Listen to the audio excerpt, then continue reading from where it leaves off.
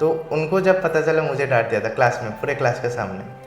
আমাদের এখানেই অনেক ভালো প্রতিষ্ঠান আছে, যেমন আমার কাছে তো পাইনিয়ার স্বর্গ। আমি আমার ছেলের অবস্থাতেই আমি আমার এটাকে স্বর্গ বলে মনে করেছি এবং পেয়েছি। আমার অভিজ্ঞতাতে বোঝায় যারা मैंने आपको देखा है रात को 11 बजे तक पायोनियर क्लासेस में आप मच्छर कटवाते थे बाहर खड़ा होके। অ্যাঙ্গেল দিই স্যারও একটা, যাতে করে ওর ডিস্টার্ব না হয় চিন্তা করাতে একটা অ্যাঙ্গেলে চলে। पहला नीट दिया था मैंने, तो तब मेरा हेपेटाइटिस ए हुआ था। तो उस सिचुएशन में जो मैंने एग्ज़ाम दिया था, ছোটোবেলাতে ও পরীক্ষা মানে কোয়েশন ছেড়ে চলে আসতো। এইটা থাকলে পরে আমাদের আর বাইরে যেতে হবে না। আমাদের অর্থনীতিতে আমরা অনেক পিছিয়ে পড়া ত্রিপুরা স্টেটের আমরা যারা আছি। और क्लास 12 में मैंने कभी कभी क्या किया, एकदम लास्ट मिनट तक मैंने पढ़ा, उसमें मार्क कमाया। রেসপেক্ট করবে এবং ক্লাস স্যার এবং ম্যাডামের প্রতিটা কথা ফলো করবে, ওনাদের মোটিভেশনটাকে সম্মান জানাবে, তারাই ভালো রেজাল্ট করবে। मैम ने पहले से इस पॉइंट को पहले से इम्पोर्टेंट बोला है थ्रू एग्ज़ाम, क्लास, सब जगह। तो इस वजह से हमने वो चीज़ ছোটোবেলা বেশি পড়াশোনা বেশি। এবং আমি বাইরের গার্জিয়ান অনেকের কাছ থেকে শুনেছি, সেটা শুধু যে আমার বাচ্চার ক্ষেত্রে বলছেন না, ওনারা সবের ক্ষেত্রেই বলছেন। এই যে মোটিভেশন, এই মোটিভেশন থেকেই স্টুডেন্টদের রেজাল্ট আসে। तो उसकी वजह से मैंने क्लास 11-12 में मैंने टीचर्स डे में अटेंड ही नहीं किया था। Hello students, welcome in pioneer classes. आज पायोनियर क्लास में 2026 री-नीट के रिज़ल्ट के साथ हमारे टॉपर, पायोनियर क्लास के टॉपर अर्निक है। तो सबसे पहले अर्निक आपको ढेर सारा कॉन्ग्रेचुलेशन। अर्निक के साथ उनके पेरेंट्स भी हैं। और अर्निक के बारे में मैं बताना चाहूँगी, अर्निक एक थ्रू आउट सिंसियर स्टूडेंट रहे हैं, एक अच्छे स्टूडेंट रहे हैं। जो रिज़ल्ट रहा अर्निक का, वो अर्निक की खुद के भी मेहनत का रिज़ल्ट रहा है। बहुत मेहनत की अर्निक। तो सबसे पहले अर्निक बताइए कि आपकी जर्नी पायोनियर क्लास में कहाँ से शुरू हुई, कैसे शुरू हुई? हेलो एवरीवन, माई सेल्फ ऑर्निक्शन। और मेरा इस रीनीट एग्ज़ाम में 650 स्कोर आया है, which makes a rank of all India rank of 1493। तो मैंने क्लास 8 के लास्ट क्वार्टर में पायोनियर क्लासेस में ज्वाइन किया था तिवारी सर के यहाँ। और क्लास 9th में मैंने बायोलॉजी तनुश्री मैम के यहाँ पे मैंने ज्वाइन किया था। और through out the journey sir और मैम ने बहुत ज़्यादा सपोर्ट किया है। मतलब प्रिपरेशन में तो ऑब्वियसली अप एंड डाउन तो होता है, और अप हो या डाउन हो, सब कुछ में सर और मैम दोनों ही बहुत ज़्यादा मोटिवेट करते थे कि कब क्या करना है। और टीचर्स का ये बहुत ही ज़्यादा इम्पोर्टेंट रोल होता है। बिसाइड कि आपको पढ़ा रहे हैं, ऑल्सो आपको मेंटरिंग करना भी उनको बहुत ही ज़्यादा ज़रूरी है। और सर और मैम ने मुझे बहुत ज़्यादा सपोर्ट किया है इस मामले में। तो पायोनियर क्लासेस में आपने, मतलब आप बता रहे हैं कि फिजिक्स 8 से एंड बायो 9 से स्टार्ट किए। तो इस बीच आपका, आप मुझे बताएंगे कि आपका बिगिनिंग्स कैसा रहा, आपने कितना हार्डवर्क किया, किस सब्जेक्ट के लिए आपको क्या सोचना हुआ? कहने का मतलब ये है कि आपने कितना दिया है इस प्रिपरेशन में खुद का। जो बच्चे सोचते हैं कि सिर्फ टीचर के पढ़ाने से रिजल्ट आता है, मैं उनके लिए जानना चाहती हूँ। बेसिकली मैंने जब सर के यहाँ मैंने ज्वाइन किया था, तब वो मिड बैच था, और तब उस बैच में NLM चल रहा था। और क्लास 8 का? हाँ, नहीं, क्लास सर तो क्लास 9th में 11th वाले कंसेप्ट पढ़ा देते हैं। ओके ओके, एडवांस बैच में। एडवांस बैच था, मतलब वो पहले से जो 8 से शुरू हुआ था, तो 8 से सर ने क्या किया था कि वो मतलब 9th में जो पढ़ाते हैं वो सारे पढ़ाना स्टार्ट कर देते हैं। तो इसलिए क्या हुआ था कि मैं क्योंकि मिड बैच में था, तो इसलिए अचानक मुझे लगा कि क्योंकि मैं तो 9th के फिज़िक्स मैंने पढ़ के गया था सर के यहाँ, तो अचानक देखा कि कॉन्टैक्ट फोर्स के कॉन्सेप्ट और मतलब 2 ब्लॉक सिस्टम वाले कॉन्सेप्ट सर पढ़ा रहे थे। तो मैं तो एकदम शॉक था। तो बाद में सर, मतलब उसके कुछ दिन बाद ही सर ने टेस्ट ले लिया था।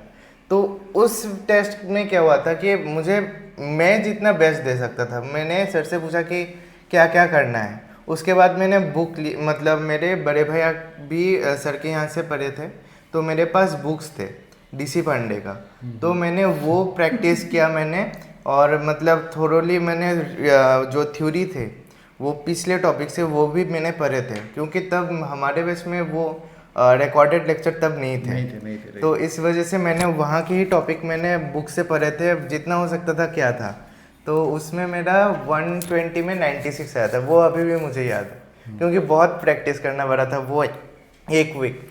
तो वो उस वक्त मेरा जो मतलब वो हार्ड वर्क था उसी को मैंने मोटिवेट करके पूरा जर्नी किया था। एक्चुअली बहुत सारे बच्चे होते हैं ना कि इस टाइम में सोचते हैं कि बीच में आ गए, चलो छोड़ ही देते हैं, अभी नहीं पढ़ेंगे, अभी मेरे पास बहुत टाइम है। बट इन्होंने उसको पॉजिटिव लिया कि हम पीछे हैं तो उसको ओवरकम करेंगे, राइट। और उस वक्त रिसोर्सेज भी ज़्यादा नहीं थे, ऑनलाइन में कुछ नहीं था, सब कुछ नहीं था, तो सेल्फ स्टडी, यानी कि सेल्फ स्टडी बहुत इंपॉर्टेंट है, राइट।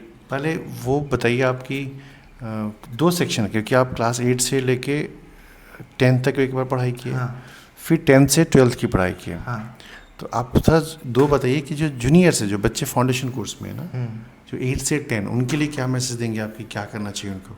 8 से 10th में जो बच्चे हैं तो उनको मैं बताना चाहूँगा कि क्योंकि अभी हम लोग 8 के भी बैच भी लेते हैं, मैम भी और मैं भी 8 से ही स्टार्ट करते हैं अभी पूरे हमारे पूरे। वक्त मैम 9 से करती थी, अभी मैम 8 से भी स्टार्ट करती है, और अब हम तो उसको शुरू से ही कर रहे हैं इस तरीके से। हाँ, तो जो 8th और 10th में है तो उनको मैं बताना चाहूँगा कि ये एक अच्छा टाइम है कि आपको मतलब जो नेक्स्ट जो कंपटीशन आ रहा है उससे आपको थोड़ा 2-3 स्टेप आगे रहने का। जितना ज़्यादा आप पहले जितना ज़्यादा आप कॉन्सेप्ट पढ़ लेंगे उतना ज़्यादा आपको बाद में बेनिफिट होगा। जैसे कि मैंने केमिस्ट्री में ऑर्गेनिक छोड़ के बाकी सब मैंने पढ़ लिया था तो मुझे कनेक्ट करने में बहुत ही ईजी हो रहा था। और जैसे फिजिक्स भी बहुत लोग बोलते हैं कि जो न्यू कमर रहते हैं उनको थोड़ा पहले दिक्कत होता है, तो मुझे उतना ज़्यादा जो सडन जंप बोलते हैं कि 10th से 11th का एक सडन जंप रहता है, मुझे वो इतना ज़्यादा फील नहीं हुआ था, क्योंकि सर और मैम ने पहले से ही मुझे 11th और 12th के जो बहुत सारे कॉन्सेप्ट है वो ऑलरेडी सर और मैम ने मुझे पढ़ा दिया था। और जैसे कि सर ने तो रे ऑप्टिक्स तो बोल सकते हैं कि 12th का ही पढ़ा दिया था सर ने, मतलब A to Z, सिर्फ एक सिल्वरिंग वाला सिर्फ कॉन्सेप्ट नहीं पढ़ाया था, बाकी सब सर ने पढ़ा दिया था। सेम इलेक्ट्रिसिटी एंड सर्किट का भी ऐसा था, मतलब 10th के जितना था, तो वो सारे टॉपिक सर ने 12th के बेसिस की में ही सर ने पढ़ा दिया था 10th में ही, तो उस वजह से 12th में उतना ज़्यादा मुझे टफ नहीं लगा कि कनेक्ट करना कैसे है। क्योंकि 12th में टाइम कम होता है, तो उस वक्त अगर आप पहले से कोई भी टॉपिक पढ़े हो तो आपको ये ग्रैब करना विद इन कम टाइम काफ़ी ईजी होता है, जिससे रैंक करना आसान होता है। नहीं तो बोर्ड के आपके क्या बोर्ड के मार्क्स ख़राब थे? ऐसे तो नहीं। क्या आपने एडवांस पढ़ाई किया तो बोर्ड मार्क्स ख़राब हो गए थे आपके? नहीं। क्या 12th के मार्क्स ख़राब हो गए आपके? नहीं। तो ये थोड़ा पेरेंट्स के लिए भी एक मैसेज है कि बच्चे को अभी का जो दौर है ना, तो उसमें हर रिस्पेक्ट में थोड़ा एडवांस रखना ज़रूरी है, इन द प्रॉपर मैनर। हैपोजिट नहीं कि थोड़ा थोड़ा सीख लिया, ऐसा नहीं, प्रॉपर एक बैच के हिसाब से, राइट। तो ये तो रही बात। ये बताइए कि 11th से 12th के बच्चे के बारे में उनको क्या फील करना चाहिए, मतलब कैसे मैनेज करना चाहिए सब चीज़ों को? 11th और 12th में मैं बताऊंगा कि 11th वो सेक्शन जो उसमें देखिए, ध्यान रखिए कि जो बच्चे एकदम फ्रेश हैं उनके लिए बोलिएगा, है ना, उनको ही बेस करके बोलिएगा, क्योंकि बाद में तो डिपेंड करता है सब कुछ। तो फ्रेशर्स में क्या रहेगा कि आपको कभी कभी लगेगा कि मुझसे तो नहीं हो रहा है। जैसे कि पहले सेगमेंट में क्या रहेगा कि पहले 3-4 महीने में कि सडन जंप रहेगा आप लोगों का जो फ्रेशर्स हैं, तो क्योंकि पहले तो साइंस का किताब ही इतना सा था NCERT का, और अभी सभी सब्जेक्ट का 2-2 करके बुक है, तो आपको लगेगा कि सडनली एक जंप है। जैसे कि 9th-10th में भी थ्योरेटिकल बेस्ड ही फिजिक्स रहता है, अगर मैं NCERT या फिर बोर्ड्स का अगर बात करूँ। और आपको 11th में क्या करना पड़ेगा कि आपको कॉन्सेप्ट को बेसिस करके डिफरेंट टाइप्स ऑफ क्वेश्चंस करना पड़ेगा, जो कि एंटायरली थोड़ा अलग है बोर्ड्स के स्टाइल से, तो इसलिए आपको थोड़ा ऑकवर्डनेस लगेगा पहले, तो बाद में आपको क्या करना पड़ेगा, ज़्यादा से ज़्यादा क्वेश्चन प्रैक्टिस करना पड़ेगा इन फिजिक्स। और बायोलॉजी के लिए मैं बोलूँगा वो तो NCERT को एज ए गीता आप पढ़िए, जो हो सकता है ईच एंड एवरी लाइन आपको रटा होना चाहिए।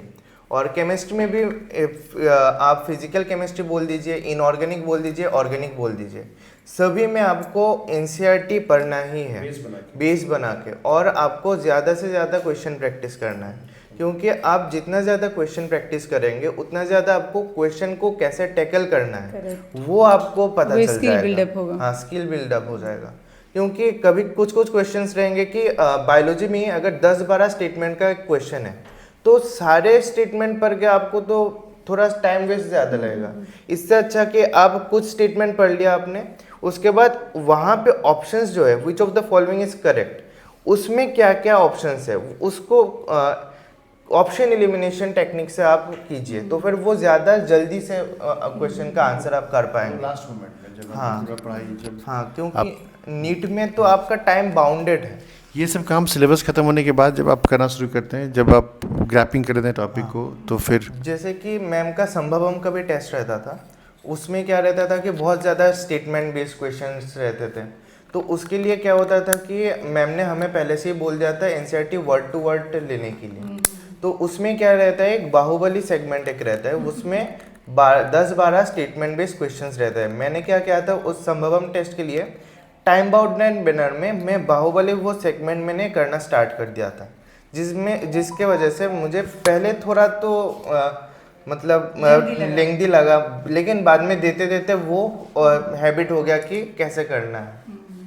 जो मेन एग्जाम के लिए काफ़ी ज़रूरी है। हाँ, क्योंकि आप तो हाँ, उससे आप एग्जाम नर्वस नहीं होते। हाँ, वो बहुत बहुत बहुत बहुत इम्पोर्टेंट। ये तो ठीक है, ये तो इसके बारे में बता दिए। अब थोड़ा सा पढ़ाई हट के बात करते हैं कि डेली लाइफ, डेली रूटीन कैसा था, कितने आवर्स फोकस स्टडी करते थे आप, या फिर सारा दिन पढ़ते थे? क्योंकि लोग सोचते हैं कि टॉपर सारा दिन ही पढ़ता है, सारी रात पढ़ता है, पढ़ते ही रहता है, तो ये भी सच है या फिर इतना पढ़ना ही पड़ेगा बड़े एग्ज़ाम के लिए? मैं तो जब नींद से उठता था तब से मतलब फ्रेश होने के बाद पढ़ना स्टार्ट कर देता था, और कभी कभी ब्रेक लेता था, मतलब खाने के बाद, जैसे रात में खाने के बाद थोड़ा ड्राउजीनेस आता है तो उस वक्त थोड़ा रेस्ट लेता था, उसके बाद मैं पढ़ना स्टार्ट करता था। दोपहर में जैसे खाने के बाद, क्योंकि बंगाली में तो ज़्यादा ही खाते हैं वो एक भात है, एक स्टेबल फूड, वहाँ पे तो ज़्यादा कैलोरी इनटेक हो जाता है, तो फिर एक ड्राउजीनेस आता है, तो उस वक्त थोड़ा मतलब रेस्ट लेना पड़ता है। लेकिन बाद में जितना टाइम है, जितना ज़्यादा टाइम हो सकता है आप पढ़ाई में दीजिए। मतलब शॉर्ट फॉर्म में आप बाकी टाइम के लिए टाइम, मैंने बाकी एक्टिविटीज़ के लिए टाइम बाहर करते थे, मोस्ट ऑफ द टाइम आप पढ़ाई करते थे, है ना? और ये पढ़ाई आप खुद से करते थे या फिर पेरेंट्स का प्रेशर भी होना चाहिए? खुद से, मतलब तो ये पॉइंट जरा सोचिए कि खुद से जो वर्ड है ना, ये बहुत इंपॉर्टेंट है। मतलब पापा लोग कभी कभी बैठने चाहते थे, लेकिन मैं बोलता था कि मुझे खुद से पढ़ना है। मतलब जितना ज़्यादा खुद से आप पढ़ेंगे उतना ज़्यादा अच्छा है। बिल्कुल बिल्कुल। पेरेंट्स का ये नहीं कि पेरेंट्स सामने हैं तभी तक पढ़ रहे हैं, ऐसी बातें नहीं होती। यही सेल्फ मोटिवेशन है, यही सेल्फ मोटिवेशन है। जहाँ कोई नहीं है, आप अकेले अपने पाथ पे चल रहे हो, करेक्ट ना? और अर्निक ने तो खैर बहुत अच्छी बात की कि ये खाना भी पूरा खाते थे राइट ना और खाना खा के ये सोते थे, एक गैप लेते थे और फिर अपनी पढ़ाई को रीस्टार्ट करते थे। ठीक है, उतना चाहिए खुद को एनर्जाइज करने के लिए। अच्छा, एक मुझे बात बताइए, आप पर डे क्या क्वेश्चन का स्ट्रेटजी बनाए थे? मुझे कितना क्वेश्चन प्रैक्टिस करना है, ऐसा कुछ स्ट्रेटजी था या जितना हो गया हो गया? मतलब मेरा फिजिक्स में स्ट्रेटजी था कि सर के क्लास मेरा 6 to 8 था, तो 8 से 10 मुझे पूरा टॉपिक फिर से पढ़ना है 2 बार, तो उसके बाद मुझे क्वेश्चन करना है उसी टॉपिक के। कभी कभी मैं तो करके सर को भेजता था और कभी कभी मैं खुद से भी क्वेश्चन बनाता था। जैसे कि सर कैपेसिटर का क्वेश्चन बोल रहे हैं, उसका एक कॉन्सेप्ट है हीट लॉस का, तो हीट लॉस के साथ मैंने क्या किया, थर्मल फिजिक्स को मैंने कनेक्ट कर दिया, आइस कितना मेल्ट होगा ये वगैरह। तो ऐसे करते करते मतलब इंटरलिंकिंग मतलब हो गया था मेरा, जिससे क्वेश्चन का फॉर्मेशन होता है बाद में। हाँ।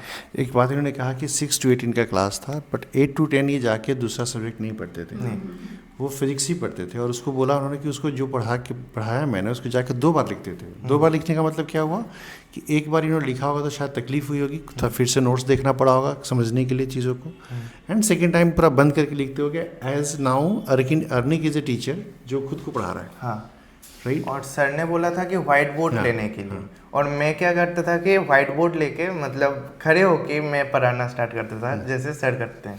तो ये क्या है ना, इससे आपको वो सारी बातें दिमाग में बैठ जाएंगी। क्यों बैठेंगी? क्योंकि फिजिक्स एक सब्जेक्ट ऐसा है ना कि इसके क्वेश्चंस कंसेप्ट बेस्ड में ही होते हैं, राइट? तो कंसेप्ट में जितनी क्लैरिटी होगी, कोई भी टॉपिक ले लो आप, से for example RC circuit, right? RC circuit का आपका डेरिवेशन अगर पता है ना कि क्यों हो रहा है ये, तो क्वेश्चन होने में तकलीफ नहीं होगा। आप YDSC ले लो, YDSC का जो कंसेप्ट एक्सपेरिमेंट है वो क्वेश्चन वैसे ही बन के आता है कि वी हैव 2 स्लिट्स, यहाँ ऑब्जेक्ट है, फेज डिफरेंस है, यहाँ होने से कंस्ट्रक्टिव होगा, डिस्ट्रक्टिव होगा। तो ये जब ऐसे करोगे तभी जाके बड़ा रिजल्ट होगा। अब बोलोगे सबकी फॉर्मूला पुटिंग तो क्वेश्चंस आते हैं, अरे फॉर्मूला नहीं आते। फॉर्मूला पुटिंग क्वेश्चंस का मतलब क्या है कि फॉर्मूला आया कैसे, टर्म की क्लैरिटी, उसमें अगर थोड़ा चेंज कर दिया तो फंस गया ना फिर। और फॉर्मूला पुटिंग क्वेश्चंस होते हैं, एक परसेंटेज इसमें सिलेक्शन नहीं होता है। सिलेक्शन कहाँ होता है उसके बाद 5 क्वेश्चंस आगे। सोचो कि मतलब क्वेश्चन पेपर अगर बहुत इजी की बात कर रहा हूँ मैं, तो उसमें 15 क्वेश्चंस होंगे जो कि फॉर्मूला पुटिंग होंगे, सब कर देंगे वो। उसके बाद फिर से टफ। तो रैंकर्स के लिए तो क्या इशू है, अगर आपको एम्स जाना है, बड़े रैंक को करना है ना, तो आपके लिए सब कुछ इक्वली पढ़ना पड़ेगा, राइट। ये नहीं कि आपको डॉक्टर बनना है तो बायोलॉजी ज़्यादा पढ़ लिए, फिजिक्स केमिस्ट्री मार्क्स नहीं आया, सिलेक्शन ही नहीं हुआ, राइट। केमिस्ट्री ज़्यादा पढ़ लिए, फिजिक्स कम पढ़े, रैंक खराब कर लिए। तो बेटर है कि इन टोटल तीनों सब्जेक्ट में फुल मार्क्स आए चाहे नहीं आए, टोटल मार्क्स अच्छा होना चाहिए। अगर ये माइंडसेट होगा इनिशियली बच्चों का, तो रैंक करना काफ़ी इजी है। क्योंकि अगर मैं सिर्फ एक सब्जेक्ट को मैं ज़्यादा प्रायोरिटाइज करूँ और बाकियों को अगर मैं उतना ज़्यादा प्रायोरिटी नहीं दूंगा, तो फिर उससे रैंक नहीं आएगा। हो सकता है कि आपको स्टेट मेडिकल कॉलेज आ जाए, एजीएमसी वगैरह। मैं तो बोलता भी हूँ, इफ़ यू वांट एजीएमसी देन एक मीटिंग कर लो हॉल में, 4000 लोग हैं, 4000 बच्चे एग्ज़ाम देते हैं। मीटिंग करके देख लो कि भैया हम लोग एग्ज़ाम ठीक से नहीं देंगे, जिसको 20 मार्क्स आएगा वही टॉपर होगा, उसी को एजीएमसी मिलेगा। ठीक है ना, ठीक है। तो 600 720 में ना जिसको 400 मार्क्स आएगा वही स्टेट में टॉपर होगा, एंड देन उसको। तो हमारा काम क्या है, हम लोग का काम क्या है कि मैक्सिमम बच्चे बाहर जाएं, सेंट्रल कॉलेज में जाएं। उससे क्या होगी, वैकेंसी क्रिएट होगी हमारे स्टेट में। अगर अभी हम बोलते हैं कि 200 सीट है, तो हम उसको 300 भी तो कर सकते हैं। अगर 100 बच्चों को हम बाहर भेज दें, तो हम हमारे यहाँ के 300 बच्चे सेटल कर गए। तो ये मोटिव से जब हम पढ़ाते हैं ना, तो मेरा मोटिव वही होता है। कभी क्लास में बोला मैंने एम्स छोड़ के कहीं और जाने के लिए बाहर, कभी बोलता हूँ कि जब इवन मेरी क्लास में कोई बोलता है ना बच्चा कि मैं एजीएमसी में, तो उसको डांट लगाता हूँ, वही एजीएमसी। क्योंकि बाहर जाने से एक एक्सपोजर भी तो आएगा तुम्हारा, राइट। बाहर का जो एक्सपोजर, एम्बियंस आएगा, राइट। तो ये सब चीज़ें हैं, तो ठीक है। तो उस पर हम लोग काम करते ही भी हैं, लेकिन और ये तो मेरे अकॉर्डिंग वो आप हर वक्त 100 को एज ए बेंचमार्क पकड़ के चलिए।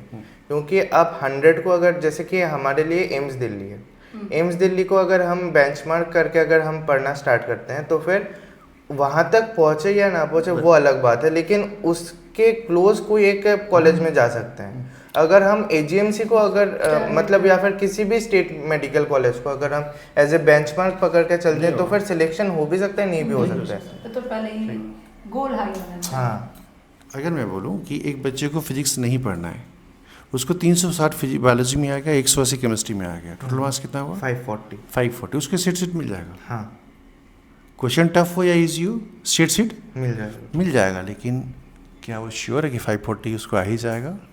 छोड़ दो फिजिक्स पढ़ना, कोई दिक्कत नहीं है। कट ऑफ ही हो गया 520, तब 20 गए तो कहाँ गए? तो बायोलॉजी में तो फुल मार्क्स था आपका, सॉरी। तो आप तो डॉक्टर बनने वाले थे बट बने नहीं। तो तीनों ही सब्जेक्ट बहुत अच्छे से पढ़ना है, right, from basic ground reports, right. आपका मैथ था क्या? नहीं, उसके बारे में मेरा पीसीबी था।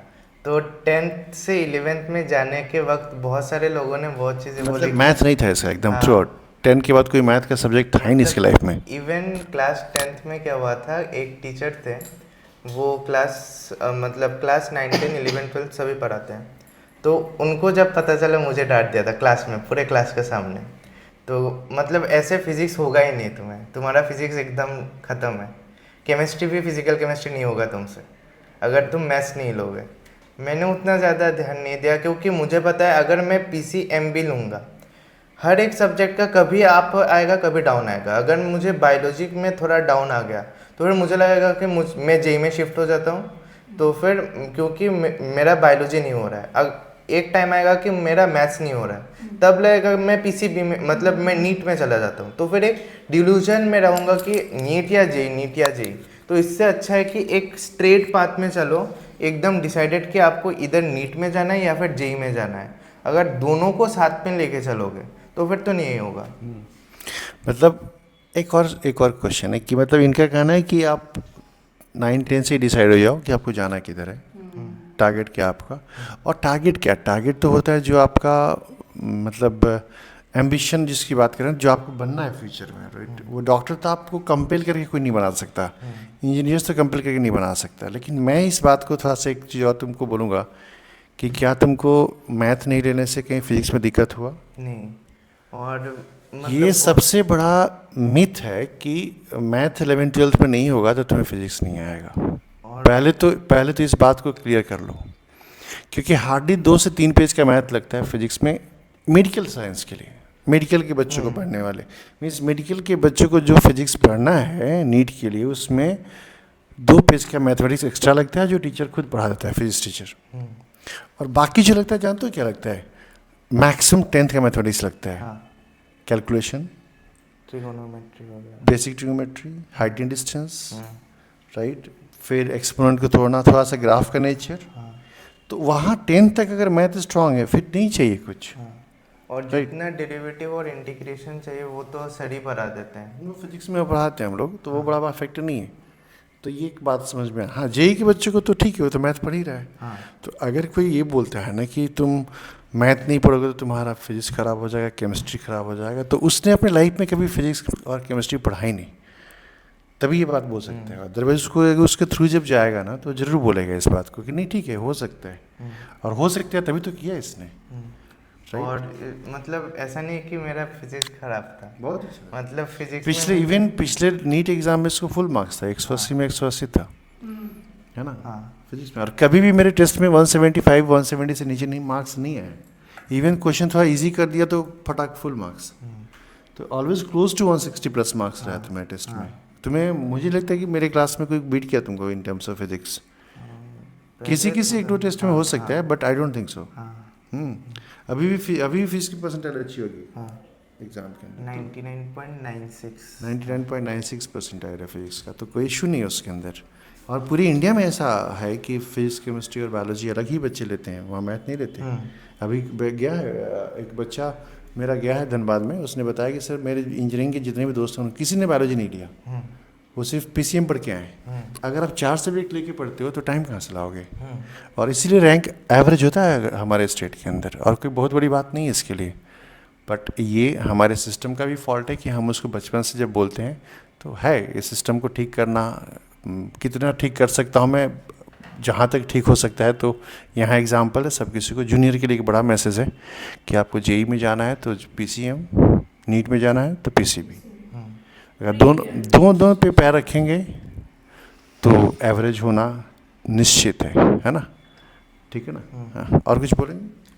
और एग्ज़ाम के पहले थोड़ा स्ट्रेस कम लेके तुम एग्ज़ाम देने जाओ अच्छे से। मतलब 11th में मैं कभी कभी क्या करता था कि एग्ज़ाम के 2-3 घंटा मैंने पहले पढ़ना बंद कर दिया मैंने, और सो रहा हूँ। उस टेस्ट में ज़्यादा मार्क आते थे इससे। मतलब कभी, और क्लास 12 में मैंने कभी कभी क्या किया, एकदम लास्ट मिनट तक मैंने पढ़ा, उसमें मार्क कम आया।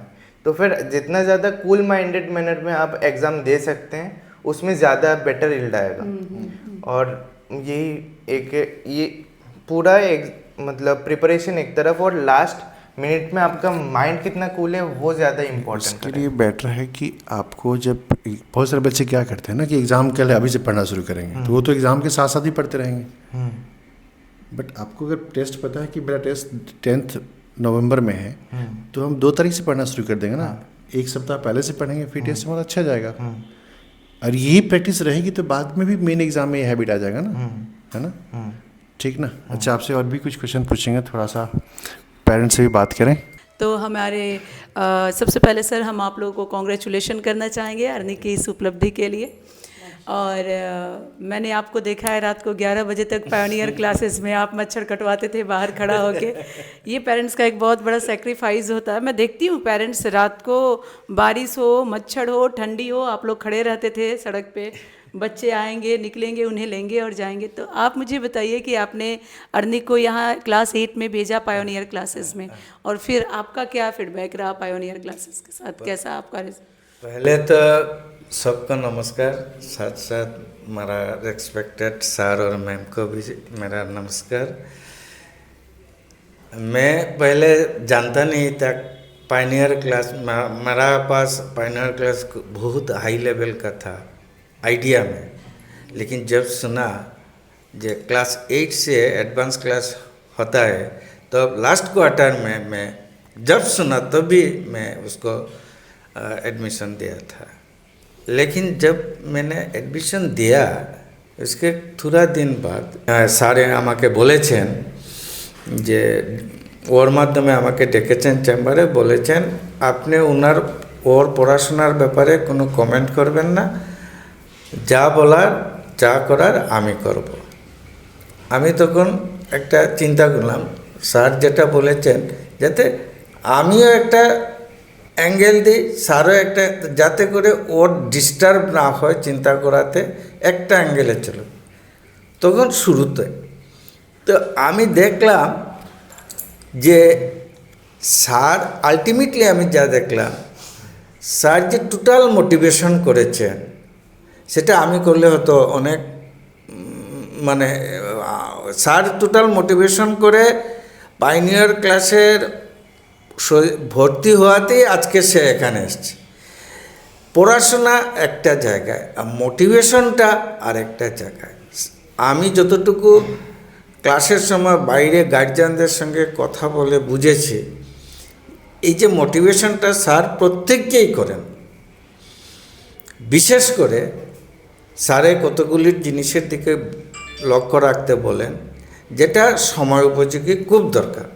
নাম্বার 1, সোশ্যাল মিডিয়া থেকে দূরে থাকা, ये কনসেন্ট্রেশন লেভেল ডিস্টার্ব করতে। সোশ্যাল মিডিয়া থেকে দূরে থাকা, প্রতিটা ক্লাস ভালো করে ফলো করা, প্রতিটা ক্লাস করা, এটা স্যার এবং ম্যাম দুজনেরই উপদেশ। প্রতিটা ক্লাস করা, ক্লাস যাতে মিস না হয়। আমি শুধু ওনাদের গল্প শুনেছি, আমি আর পড়ার ব্যাপারে কিছু বলিনি, শুধু ওর শরীর ভালো আছে কিনা, টেবিলে বসে পড়ছে না মোবাইলে কিছু করছে ওটাই দেখতাম, আর কিছু দূর থেকে ওর কাছেও বসতে দিত না, ওর কনসেন্ট্রেশনে ডিস্টার্ব হতো। আমি দূর থেকেই লক্ষ্য করতাম এবং লক্ষ্য করতাম স্যার এবং ম্যাম দুজনেই একটা রেগুলার প্র্যাকটিসে খবর নিতেন ক্লাস 9 থেকেই যে ও পড়ছে কিনা। এবং আমি বাইরের গার্জিয়ান অনেকের কাছ থেকে শুনেছি সেটা শুধু যে আমার বাচ্চার ক্ষেত্রে বলছেন না, ওনারা সবের ক্ষেত্রেই বলছেন। এই যে মোটিভেশন, এই মোটিভেশন থেকেই স্টুডেন্টদের রেজাল্ট আসে। এবং আমি প্রতিটা স্টুডেন্টকে বলবো যে প্রতিটা ক্লাস করতে স্যার এবং ম্যামের কথা শুনতে, আমার অভিজ্ঞতাতে ম্যামের কথা শুনতে, ক্লাসের পর স্যার যেভাবে প্র্যাকটিস করতে বলে, ক্লাসটাকে আবার ভালো করে লক্ষ্য করতে বলে সেইভাবে করবে। স্যার যেভাবে বিভিন্ন সময় পরীক্ষা নেন সেই পরীক্ষাগুলি দেবে তাহলেই, এবং টিচারদের প্রতি সর্বোপরি রেসপেক্ট, এইটা থাকলে পরে আমাদের আর বাইরে যেতে হবে না। আমাদের অর্থনীতিতে আমরা অনেক পিছিয়ে পড়া, ত্রিপুরা স্টেটের আমরা যারা আছি, আমাদের এখানেই অনেক ভালো প্রতিষ্ঠান আছে। যেমন আমার কাছে তো পাইনিয়ার স্বর্গ, আমি আমার ছেলের অবস্থাতেই আমি আমার এটাকে স্বর্গ বলে মনে করেছি এবং পেয়েছিও। আমার অভিজ্ঞতাতে বোঝায় যারা রেসপেক্ট করবে এবং ক্লাস স্যার এবং ম্যাডামের প্রতিটা কথা ফলো করবে, ওনাদের মোটিভেশনটাকে সম্মান জানাবে, তারাই ভালো রেজাল্ট করবে। এটাই আমার কথা। मैम आप हमें बताना चाहेंगे कि आपने अर्निक के डेली रूटीन को कैसे मैनेज किया? डेली रूटीन से घूम आप खुद में टीचर हैं, आप शिक्षक हैं, तो हाँ हाँ আইটিআইতে চাকরি করি। Okay okay. তো সে ঘুম থেকে উঠে একটু দেরিতে উঠতো, ধরুন 9টা এরকম উঠে পড়তে বসে যেত। আবার দুপুরবেলা স্নান করে খেতে খেতে ধরে না 3টা-4টা হয়ে যেত। তারপরে একটু রিল্যাক্স, তারপর আবার পড়তে বসতো। রাত্র 2টা-2:30 তো হতোই, একটু লেট নাইট হতো আর কি পড়তে পড়তে। अच्छा, और অবশ্য আমরা কিছু বলতাম না, ও তার নিজের মতো করেই পড়াশোনা করতো। আর আপনাদের তো গাইড আছেই পাশে, সব সময় তো খবর নিতে নেই, ও সেইভাবেই চলতো আর কি। ओके मतलब अर्निक के बारे में तो एक बहुत अच्छी बात पता चली मुझे कि वो सेल्फ मोटिवेटेड रहे, उनको कभी आप लोगों को बैठने की ज़रूरत नहीं दी है कि कितना पढ़ा क्या पढ़े। और सर ने बताया कि सोशल मीडिया से उनका शुरू से डिस्ट्रैक्शन रहा है, कभी उधर उनका इंक्लाइनेशन नहीं रहा कि वो सोशल मीडिया की तरफ जाएं या रील देखें। तो ये भी एक बहुत লক্ষ্য করতাম ও মোবাইলে কি করছে, মানে মধ্যে মধ্যে করতো, Correct. তো মধ্যে মধ্যে লক্ষ্য করতাম। আর রাত্রিবেলা একটু বসতাম ওর পাশে, ও কি পড়ছে না পড়ছে তা দেখতাম না, আমি জাস্ট একটু পাশে বসতাম।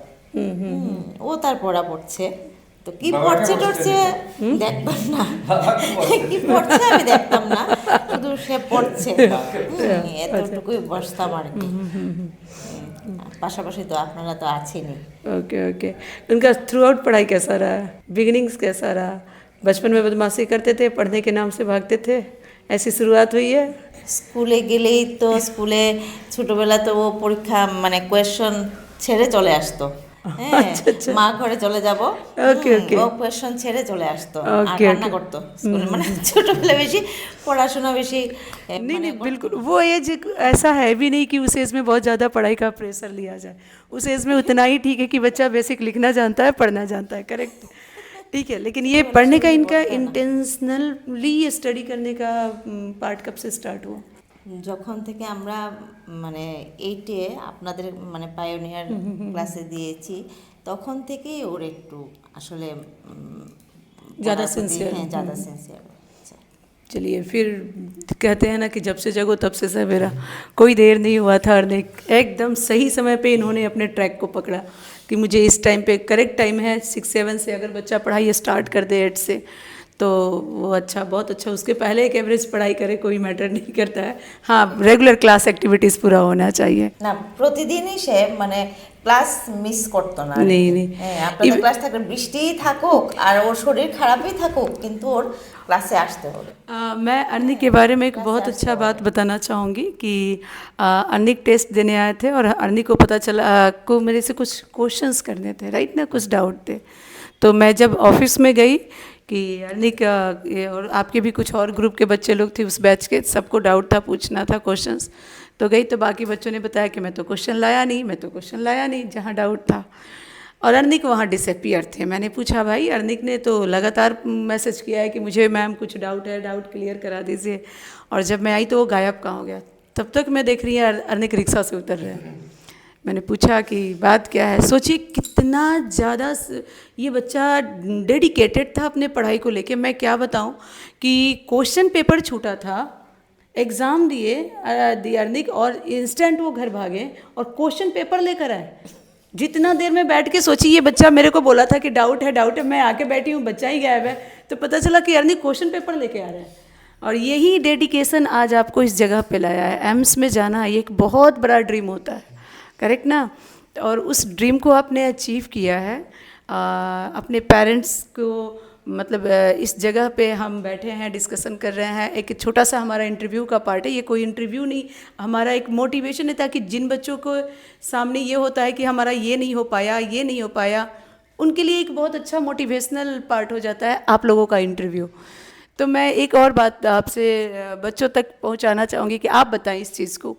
जैसे आपकी मम्मी से भी बात हुई कि बिगिनिंग्स में आपको पढ़ाई में उतना इंटरेस्ट नहीं था, ये बहुत सही था। मतलब मेरा तो, मैं अगर बोलूँ, मेरा क्लास सेकंड, मैं जब क्लास 2 में था उस वक्त शायद मेरा परसेंटेज 60 या 70 के बीच में था। वो सबसे कम था मेरा लाइफ में। मतलब मेरा पढ़ने में उतना ज़्यादा मन नहीं करता था। वैसे टॉयज रहते थे वो मशीन बनाने का या फिर वो स्क्रू बनाने का, उसमें ज़्यादा इंटरेस्ट है वो तब करने का। तो मतलब पढ़ाई में उतना अच्छा नहीं लगा। नहीं ठीक है, उस एज में पढ़ाई में बहुत ज़्यादा अच्छा लगना भी नहीं चाहिए, बस स्कूल और क्लास होमवर्क होना चाहिए, करेक्ट ना। 3-4 में बहुत ज़्यादा पढ़ने की ज़रूरत नहीं होती है कि हम 7 आवर्स 8 आवर्स बच्चे पढ़ रहे हैं, वो पार्ट लाइफ जीने का होता है, राइट ना। और मेरा मेन ट्रांसफॉर्मेशन आया था लॉकडाउन में, रोबोटिक साइंस से। नहीं वो पढ़ाई में घुसने का। ओके। पहले तो उतना पढ़ाई में अच्छा नहीं लगता था, लेकिन वो जब से लॉकडाउन आया है तब से मैं ज्यादा पढ़ाई करना स्टार्ट किया था। मतलब साइंस के प्रति, मतलब मेरा मेन इंटरेस्ट जो साइंस है। तो वो क्या पॉइंट, वो मोमेंट बताइए जो आपको, वो ट्रांजिशन पॉइंट को हम जानना चाहते हैं। एक्चुअली क्या हुआ था कि क्योंकि मेरे जस्ट एनुअल एग्जाम के बाद ही लॉकडाउन आया था, ओके और पापा ने तब सिर्फ मतलब उसके पहले सिर्फ साइंस का ही बुक खरीदा था। ओके ओके तो उसकी वजह से मेरा थ्रू आउट लॉकडाउन सिर्फ साइंस ही पढ़ना था। ओके और लॉकडाउन के कुछ रेस्ट्रिक्शंस के बाद जाके मतलब बाकी सब्जेक्ट्स के बुक अवेलेबल हुआ था, क्योंकि पहले तो मतलब अभी भी शायद 8 तक तो स्कूल से ही बुक देते हैं, तो उसके वजह से बाद में जाके मेरा बाकी सब्जेक्ट्स का बुक आया था। तो क्योंकि मेरा इतने दिन तक सिर्फ मैंने साइंस ही पढ़ा है, ओके तो उसके वजह से मेरा उस सब्जेक्ट के प्रति थोड़ा इंटरेस्ट ज़्यादा आ गया ओके था। ओके। बाद में मैंने डिसाइड कर लिया था कि जो करना है साइंस में ही करना है। तो लॉकडाउन के समय आप किस क्लास में थे 2020 में? 7th में। ओके 7th में थे। तो आपके लाइफ का ट्रांजिशन पॉइंट रहा है लॉकडाउन, हाँ। राइट ना? चलिए, मतलब देखिए कितनी अच्छी बात है कि एक बुक था और उसी बुक को इस बच्चे ने अपना सोर्स बना लिया कि अब जो है मेरे को वही पढ़ना है, छोड़ना नहीं है पढ़ाई, उस बीच में भी गैप नहीं करना है।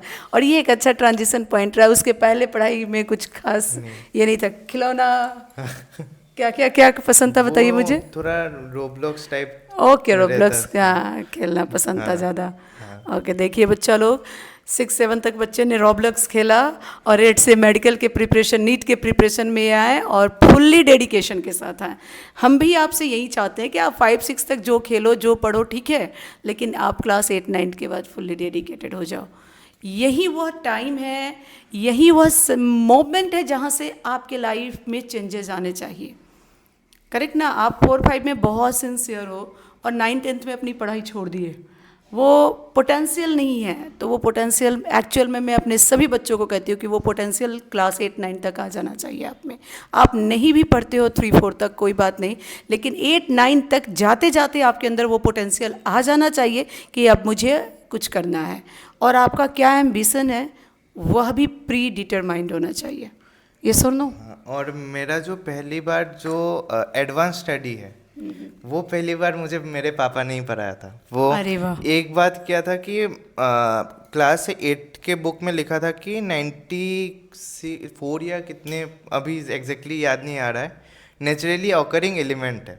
तो मुझे तो पता था 118 है। 118, हाँ। तो मैंने पापा को बोला।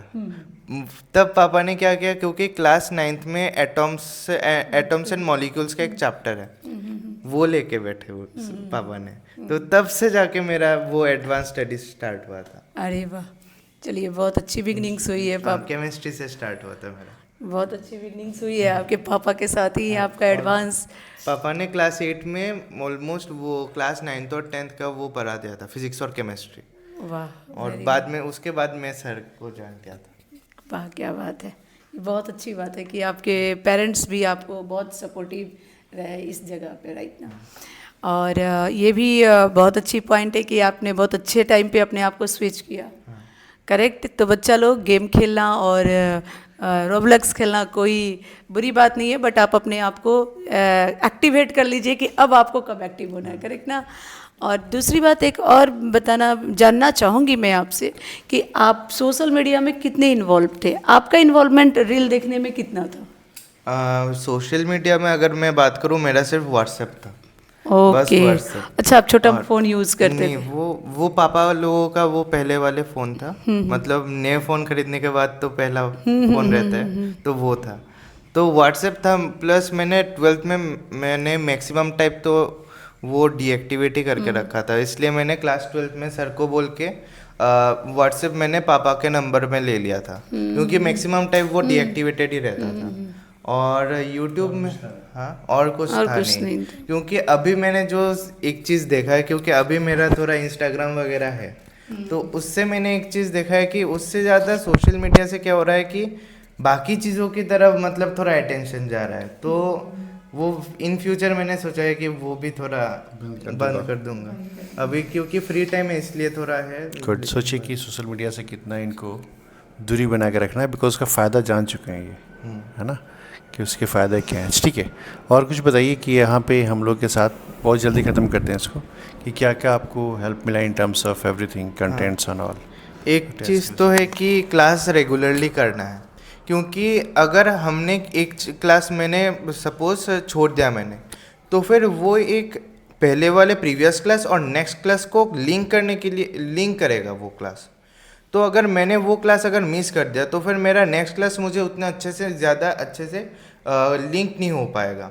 और मैंने कभी भी मैंने क्लास छोड़ा नहीं है कभी भी। मतलब बुखार आए या ना आए तो मैं करता था। मेरी मम्मी भी कभी भी बोलती थी कि बुखार है तो फिर आज मत जा, आज ऑनलाइन कर ले। तो मैं क्या करता था, मैं उनकी बात नहीं सुनता था, मैं चला जाता था और बाद में क्लास से आके पता चलता था कि बुखार चला गया है। और ये हैबिट चाहिए क्योंकि मैंने जब पहला नीट दिया था मैंने, तो तब मेरा हेपेटाइटिस ए हुआ था। तो उस सिचुएशन में जो मैंने एग्ज़ाम दिया था तो उसका मेन बेसिस था मेरा पास्ट एक्सपीरियंस। मैंने बुखार में भी जो क्लासेस किया है तो उसके वजह से मैंने उस वक्त टैकल किया है। और सर भी हर वक्त बोलते हैं कि क्लास करना चाहिए, हर एक क्लास करना चाहिए, हर एक टेस्ट देना है। तो क्योंकि तो फिर आप टेस्ट दोगे तो फिर आपको पता चलेगा कि कौन सा टॉपिक आपका वीक है और कौन से टॉपिक में आपको ज़्यादा क्वेश्चन करना है और क्या ज़्यादा आपको रिवाइज करने हैं ज़्यादा से ज़्यादा। और बायोलॉजी में कौन सा टॉपिक वीक है, जैसे कि मैम कभी कभी क्या करती हैं कि न्यूमेरिकल वैल्यूज़ वगैरह जो डाटा के बॉक्स है, जैसे कि बायोमोलिक्यूल्स में बहुत सारे डाटा वाले बॉक्स हैं, तो वहाँ से भी मैम ने बहुत सारे क्वेश्चंस दिए थे। और इसी वजह से जो नीट में एक क्वेश्चन आया था कि बॉडी में कौन से चीज़ का कॉम्पोजिशन कितना है, तो वो एक क्वेश्चन आया था, तो इसलिए हमने कर लिया था। तो क्योंकि मैम ने पहले से इस पॉइंट को पहले से इम्पोर्टेंट बोला है थ्रू एग्ज़ाम, क्लास, सब जगह। तो इस वजह से हमने वो चीज़ पढ़ा है बार बार, तो जिस वजह से मुझे ये क्वेश्चन आ गया था। अगर उतना टेस्ट ना देता और खुद से ही लगता कि हाँ मुझे तो आता है, क्योंकि मेरे रीनीट के पहले कुछ वक्त मुझे लगा था कि मुझे तो आता है, उसके बाद टेस्ट देने के बाद पता चला कि नहीं, ये टॉपिक मुझे अभी भी वीक है। पायनियर क्लासेस नहीं, जूनियर्स के लिए क्या बोलेंगे पायनियर क्लासेस में ऐसा क्या है? जो सर लोग पढ़ाते हैं वो एकदम ये थॉट मत लाओ कि सर पढ़ा रहे हैं कि ठीक से या फिर नहीं। जो पढ़ा रहे हैं सब पढ़ो, नोट्स के ईच एंड एवरी लाइन पढ़ना है, वो बायोलॉजी हो या फिर फिजिक्स हो, प्रॉपर नोट्स रेडी करना है क्लास में। हाँ, और ऐसा नहीं कि बस सुने ही जा रहे हैं, एक्टिव रहना है। अगर फिजिक्स में ही अगर मैं बात करूँ, मैं पहले वाले रूम में होता था तो मैं सोफ़ा में बैठता था, सोफ़ा इस तरफ और सर एकदम सामने रहते थे। मैं कॉन्स्टेंटली कम्युनिकेट करता था, क्लास में किसको क्या लगता है मुझे वो फ़र्क नहीं पड़ता था, मैं कॉन्स्टेंटली कम्युनिकेट कर रहा हूँ। तो उस वजह से मुझे अच्छा लगता था कि ये क्वेश्चन हो रहा है।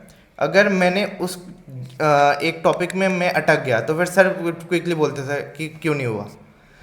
तो क्योंकि मैं कॉन्स्टेंटली कम्युनिकेट कर रहा था तो सर को भी पता चलता था कि मेरे थॉट कैसे चल रहे हैं, तो और किसी अच्छे तरीके से मैं सोच सकता हूँ कि नहीं, तो वो क्लास में बोल देते थे। तो टीचर्स के साथ अच्छे से कम्युनिकेट करना बहुत ही ज़्यादा इम्पोर्टेंट है।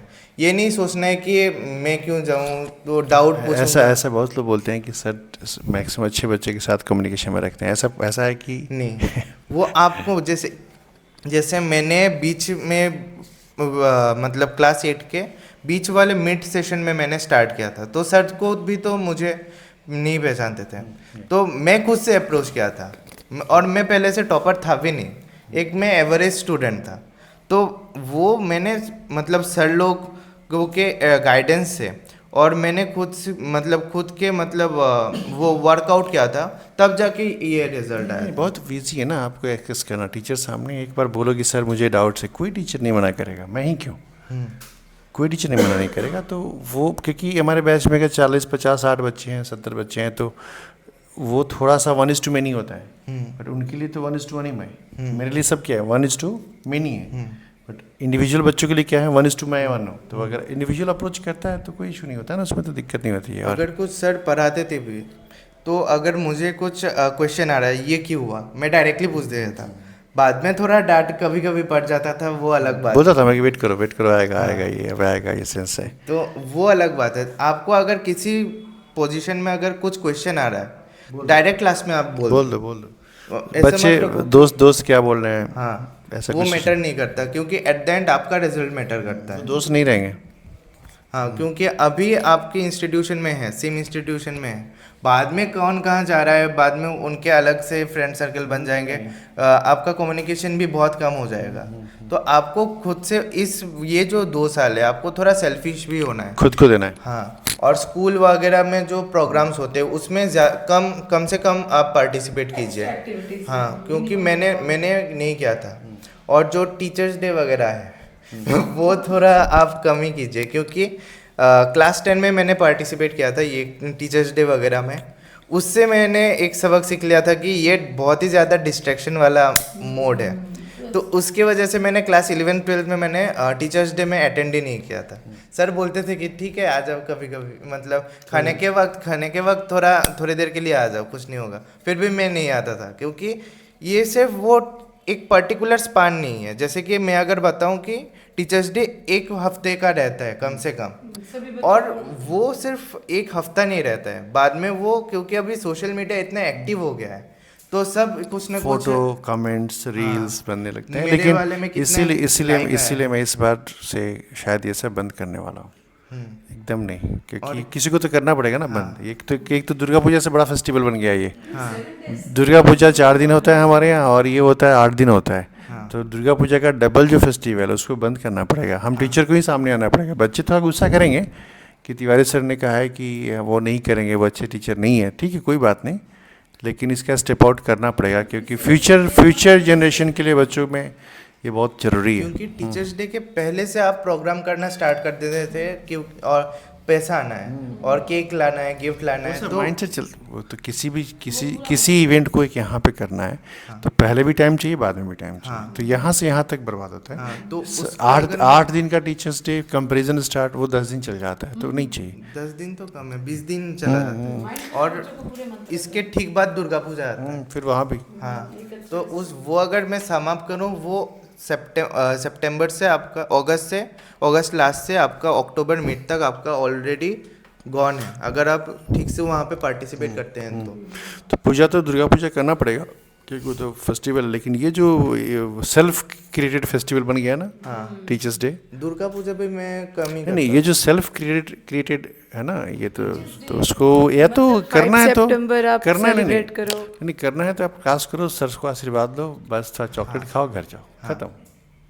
यही से कुछ करना पड़ेगा। और पूजा वगैरह में भी थोड़ा रिस्ट्रिक्शन है नहीं, अभी ये 2 साल बहुत सारा रिस्ट्रिक्शन लगाना पड़ेगा बच्चों में। ठीक है, और कुछ बताइए कि लास्ट क्या बोलेंगे, पायनियर क्लासेस लोग क्यों ज्वाइन करें, यहाँ पे क्या चाहिए? क्योंकि मैं अगर बोलूँ, मैंने ऐसे ऑर्डिनरी स्टूडेंट ही मैंने ज्वाइन किया था, और बाद में सर ने जैसे जैसे बोला मैंने वैसे किया था। तो टीचर्स जैसे बोलते हैं, सर मैम जैसे बोलते हैं, जस्ट ऐसे ही चलो, सिलेक्शन हो जाएगा, अच्छे कॉलेज में पहुंच जाओगे। कंटेंट की कोई इशू नहीं होगा? नहीं, कंटेंट का कोई इशू नहीं है। टेस्ट तो अच्छा है वहाँ पे। जैसे सर ने ईच एंड एवरी कॉर्नर के फिजिक्स बोलिए, सब जगह के क्वेश्चंस थे। एक टेस्ट ऐसा रहेगा कि एक्सेसिव कैलकुलेशन है, एक टेस्ट रहेगा कि कॉन्सेप्ट बेस है लेकिन कम कैलकुलेशन है, एक टेस्ट रहेगा कि सब कुछ पूछ लिया है, कॉन्सेप्ट बोल दीजिए, कैलकुलेशन बोल दीजिए, सब कुछ है। तो ऐसे मतलब टेस्ट बहुत ही ज़्यादा वेरिएशन रहते हैं टेस्ट, और वो इम्पॉर्टेंट है, क्योंकि नीट कैसा होगा आपको पता नहीं है।